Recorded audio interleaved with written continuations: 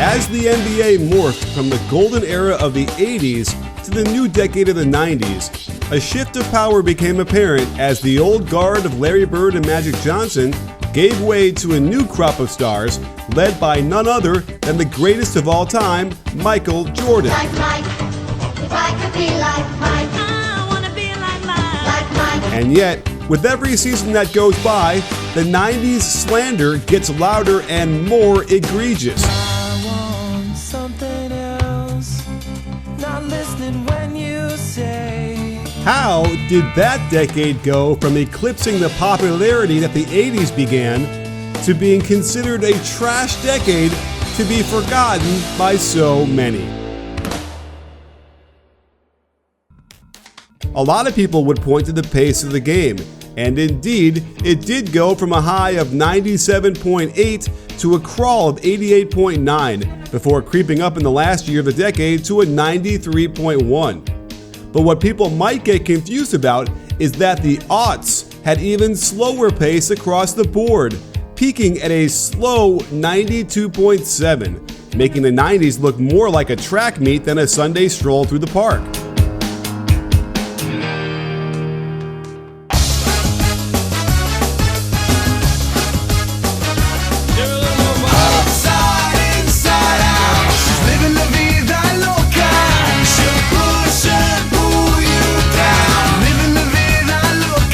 Of course, the lack of three-point attempts is also an issue, artificially limiting scoring and spacing due to a lack of creativity by the coaches throughout the league.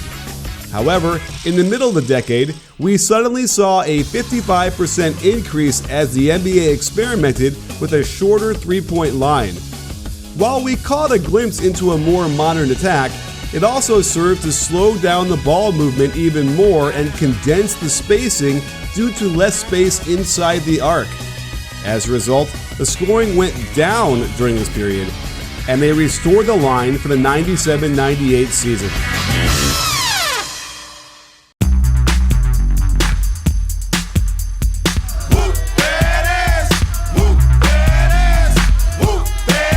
The style also evolved out of the 80s, where teams wanted to cut down on turnovers and ensure their stars got enough shots. As a result, we got less ball movement and a whole lot of isolations out top. But that didn't lessen the excitement as we appreciated tremendous footwork in the post by some of the game's all-time best post players and the ballet of individual skill in the face of incredibly physical defense. While zone principles weren't allowed like they are now, the mano-a-mano battles created real drama and intrigue. And the fact that defenders could use their bodies more to balance out the offensive brilliance lent a real manliness to the games. You better not come into the lane unless you were bringing it.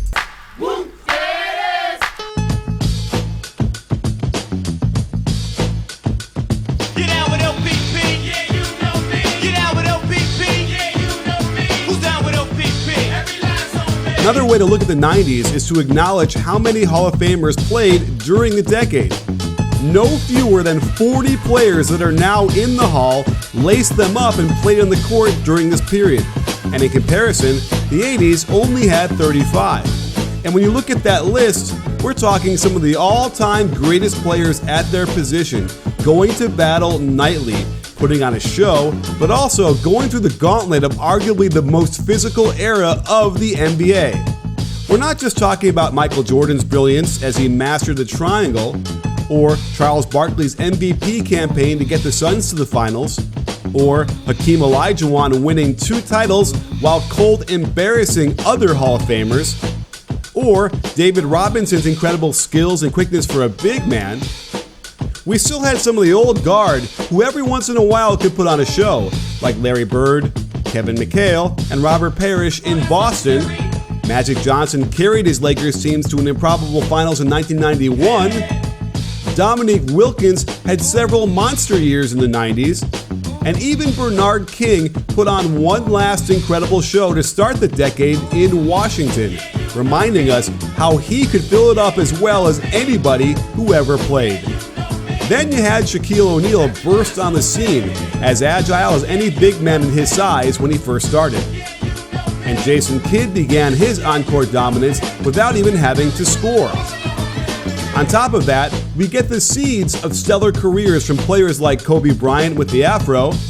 Ray Allen is not only a shooter but a lethal driver to the hoop, and Steve Nash is heady and highly skilled play, and those seeds slowly blossomed toward the end of the decade before their dominant streaks later on in the aughts.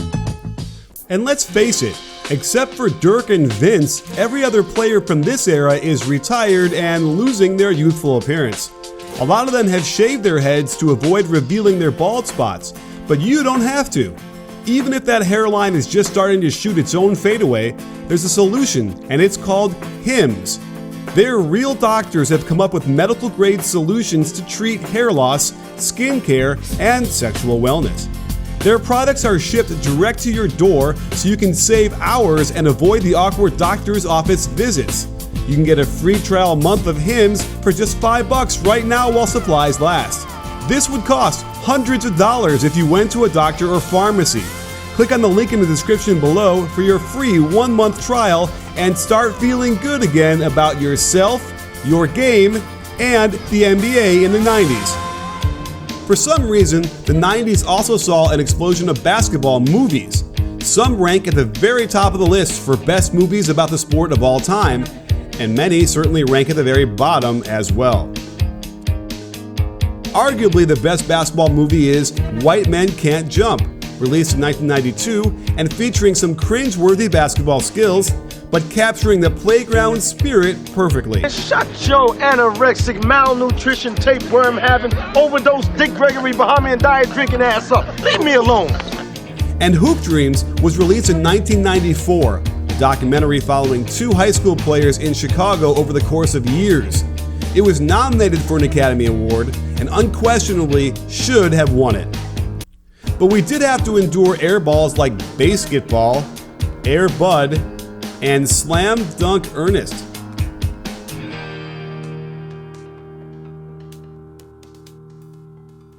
A big part of the 90s that has not endured till today's era is the sense of rivalries between teams. And the playoffs during this time featured some of the all-time epic matchups we've ever seen. The Knicks and Pacers gave real meaning to the word battle, as both teams preached a hard-nosed style designed to knock the rhythm and the snot out of the other team. Plenty of fights erupted, making these series unusually intense from the tip. The Knicks also tangled with the Heat, and the added fuel to the fire was how Heat coach Pat Riley unceremoniously left the Knicks, creating an emotional tsunami that got the better of the players when they tangled, culminating in this memorable scene of Knicks coach Jeff Van Gundy attached to Alonzo Mourning's leg in a desperate attempt to stop a brawl. Perhaps the most intense rivalry of them all was between the Chicago Bulls and the New York Knicks in the first half of the decade. It took Michael Jordan's first retirement to get the Knicks over the hump, but there was no shortage of crazy storylines, from Michael Smith's multiple missed layups to Scottie Pippen not checking into the game for a last-second shot that Tony Kukoc ended up hitting anyway.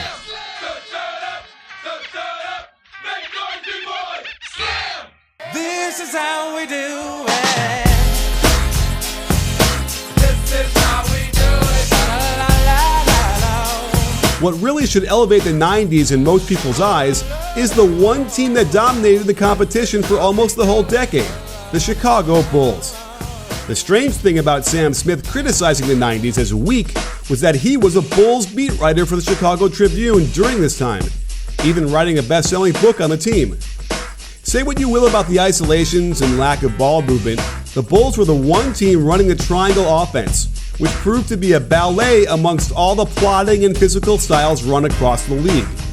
While they had the ultimate isolation player of all time in Michael Jordan, they recognized that utilizing ball and player movement opened up better shots for him and his teammates, and also unlocked the key to beating the teams that relied so much on punishing you with their physical defense. You may want to argue that with all their talent, the Bulls would have won anyway. But once you get past the top 3 or 4 players, the roster was filled with role players that other teams didn't want. It was teamwork that unlocked the offense, allowing Jordan to use his individual brilliance to make his teammates better and the often overlooked value that the triangle always put them in good position to get back on defense as well. The 95-96 season was particularly dominant as they broke the record for wins with 72. Of course, we can point to the expansion of two teams that same year as one reason, as it watered down the league a little bit. And while the Bulls did feast on the new teams, one of their 10 losses actually came against the new Toronto Raptors after having 2 weekend nights free to roam around the city.